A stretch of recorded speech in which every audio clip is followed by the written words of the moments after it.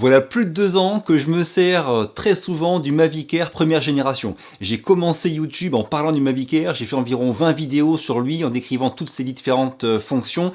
Je l'ai amené en voyage dans toute la France, au Sri Lanka,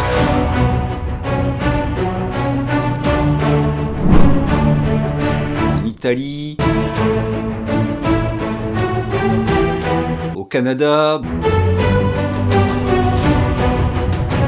Bref, c'est vraiment un fidèle compagnon, c'est plus qu'un drone pour moi. Il me sert à la fois en loisir mais aussi en prestation et j'en suis vraiment ravi.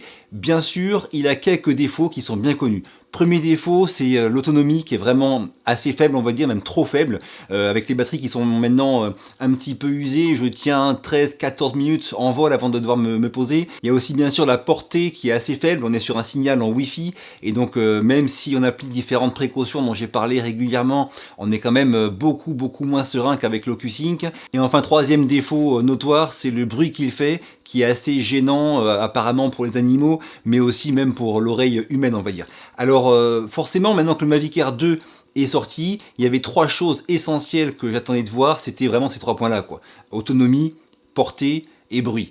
Ces 3 choses-là, vous l'avez vu, elles sont corrigées. On est passé sur des batteries qui sont beaucoup plus conséquentes que celles du Mavic Air première génération. Et donc on passe sur environ 34 minutes annoncées. Il faudra voir en pratique ce qu'on a vraiment. Mais bon, c'est déjà énorme par rapport à ce qu'il y a sur le Mavic Air première génération. Au niveau de la portée, on passe sur un signal OcuSync. Donc ça n'aura rien à voir avec la Wi-Fi. C'est pas question d'aller à 8 km de distance, c'est interdit. Mais au moins on est sûr de ne pas avoir de déconnexion quand on sera à 150 mètres, 200 mètres, s'il y a 3 arbres entre le drone et nous. Donc ça, c'était vraiment le second point essentiel. Le bruit ne me dérange pas trop personnellement, mais bon, c'est toujours ça de gagner, s'il fait moins de bruit grâce à des hélices mieux designées. Donc c'était vraiment les 3 points essentiels que je voulais voir améliorés sur un Mavic Air deuxième génération, et je suis ravi que ce soit le cas. Mais comme vous avez dû le voir, DJI ne se sont pas arrêtés là. En plus de ces 3 points qui étaient fondamentaux pour moi, il y a aussi d'autres améliorations, comme par exemple ce capteur qui passe de 1 sur 2,3 pouces à 1,5 pouce, donc c'est un petit gain qui est important. Ceux qui ne savent pas, un plus gros capteur, ça veut dire plus de détails sur des photos, mais ça veut dire aussi et surtout une meilleure gestion des scènes contrastées en lumière, donc avec beaucoup de lumière et de l'ombre en même temps sur une même scène, et aussi une meilleure gestion des basses lumières, donc tout ce qui va être un petit peu sombre sera mieux géré en photo et en vidéo avec un plus gros capteur.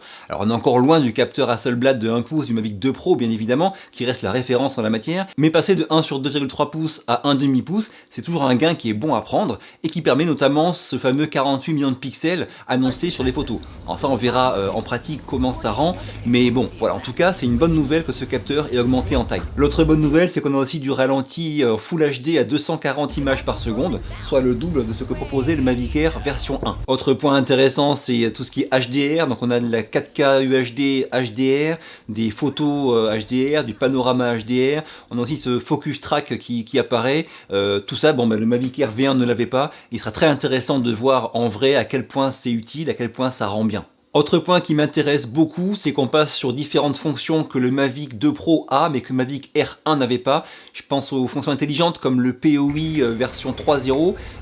Avant, sur le Mavic Air première génération, pour faire un POI, donc définir un cercle pour que le drone tourne autour d'un sujet, il fallait d'abord aller survoler ce sujet, aller à la verticale, définir un rayon d'écartement et après y tourner autour. Là maintenant, avec le POI version 3.0, comme sur le Mavic 2 Pro, on pourra faire un POI autour d'un sujet qu'on n'aura pas besoin de survoler au préalable. C'est hyper intéressant quand c'est une tour par exemple qu'on veut faire avec un POI et que cette tour on n'a pas le droit de la survoler en drone. On peut déclencher le POI en restant à l'écart. Ça, c'est une possibilité qui, moi, m'intéresse. De la même manière, pour l'Active Track, on passe sur Active Track 3.0, donc le suivi d'un sujet.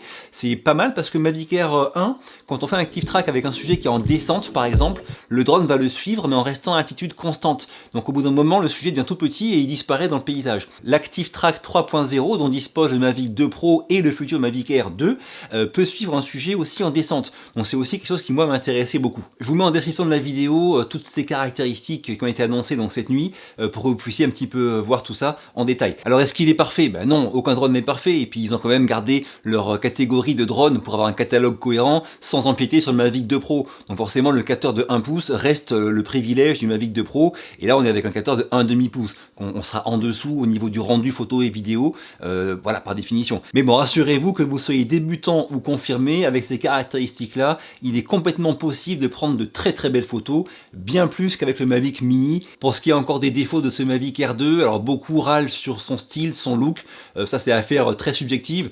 Moi en ce qui me concerne, je compte ni me marier avec, ni lui faire un enfant, donc à quoi il ressemble, ça me touche pas. Ce qui m'intéresse, c'est vraiment le rendu que je vais en avoir en termes de photos et de vidéos, et aussi mon cahier des charges sur un drone, c'est et ça a toujours été qu'il soit pratique à mettre en œuvre, qu'il soit pas encombrant à transporter. Comme je voyage beaucoup, je fais beaucoup de sport, c'est vraiment un point qui est vraiment très important pour moi. Donc voilà, pour moi ça a l'air de rester le meilleur rapport qualité, prix, encombrement de toute la gamme DJI. Et donc même s'il est plus encombrant qu'un Mavic Mini, il est tellement au-dessus que en ce qui me concerne, selon moi, ce que je cherche, il n'y a pas photo, c'est vraiment, ça reste la référence pour ce que moi je recherche chez un drone. Puisqu'on parle de l'encombrement, eh bien oui, il est plus encombrant qu'un Mavic Air V1, donc ça c'est pas un avantage pour moi. Après ça reste quand même correct. La radiocommande notamment est beaucoup plus grande, ça c'est celle du 1, celle du 2 elle est plus grosse, hein, il n'y a pas photo. Est-ce qu'elle sera plus ou moins pratique, on verra. Avoir le smartphone qui est dessus, moi j'aime bien cette idée là. Est-ce que ça va gêner sur les boutons du smartphone, appuyer dessus, ça faudra voir à l'usage. En tout cas c'est vrai qu'il est plus gros qu'un Mavic Air V1 et c'est potentiellement à prendre en compte. Vous remarquerez aussi qu'apparemment DJI va inclure dans le pack Flymore Combo 3 filtres ND, un ND16, un ND64 et un ND256. J'en reparlerai dans des vidéos dédiées, mais c'est une bonne surprise je trouve si les filtres sont de bonne qualité. Alors vous l'aurez compris, pour toutes ces raisons, eh bien, le Mavic Air version 2 m'intéresse énormément et oui je vais l'acheter, je vais en faire comme pour Mavic Air V1 en fait, je vais en faire plein de vidéos, de tests, de tutos pour la prise en main, pour vous accompagner dans la prise en main de ce drone et pour le comparer au Mavic Air V1, pour le comparer au Mavic 2 Pro, bref, beaucoup de vidéos vont suivre. Si ça vous intéresse, pensez à vous abonner pour ne rien rater et appuyer sur la cloche des notifications. Dites-moi en commentaire ce que vous en pensez, vous, de ce Mavic Air V2, s'il vous déçoit, s'il vous intéresse, si vous pensez l'acheter. Si ça vous a plu, un petit pouce bleu, je vous quitte, à très vite pour la prochaine, et d'ici là, bougez-vous purée. Bougez-vous, mais chez vous.